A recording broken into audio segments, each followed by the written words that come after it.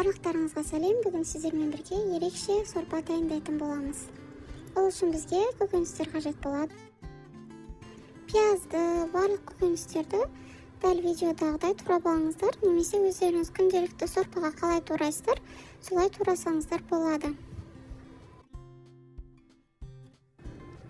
Сәбіздің құрамында су аз болғандықтан картоптан сәл жіңішкерек етіп, майдарақ етіп тураймыз.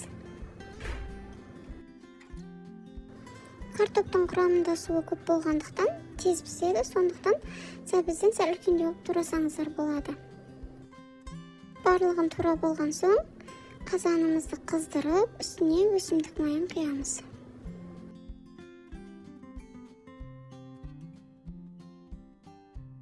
Кезегімен көкөністерді салып қуырамыз. Бірінші пиязды сәл алтын түске енгеннен кейін болгар бұрышын және де қызанақты саламыз. Қызанақтың біраз суы шыққаннан кейін артынан сәбіз бен картопты салып бір-екі рет айналдырып, үстіне су құямыз.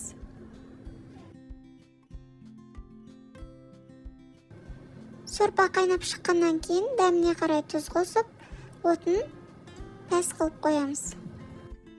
Сорпаға салынатын сырдан жасалған шариктерді дайындаймыз. Ол үшін сыр, ұн, бір жұмыртқа қосып, дәміне қарай тұз саламыз. Барлығын жақсылап араластырып шығамыз.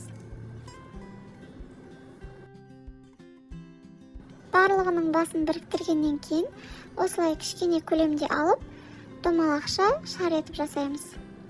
Барлығын осылай бірдей бөлікте шар етіп жасап шығамыз.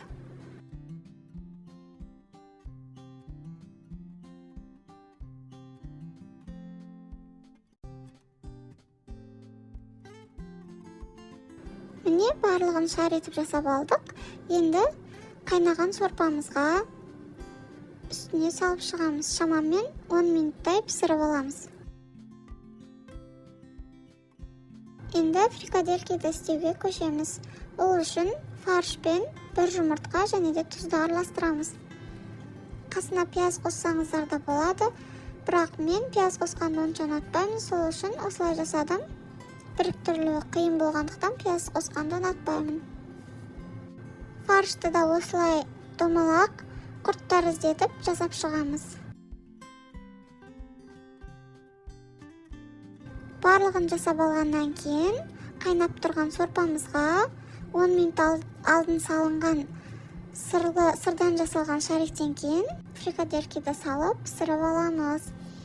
Ескертетін жағдай, асты пәс алауда болу керек, себебі қатты қайнайтын болса, фарштарыңыз ажырап кетеді.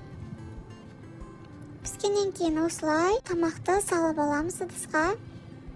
Дастарханға үстіне аскөк қосып, көк пияз қосып, ұсына берсеңіздер болады.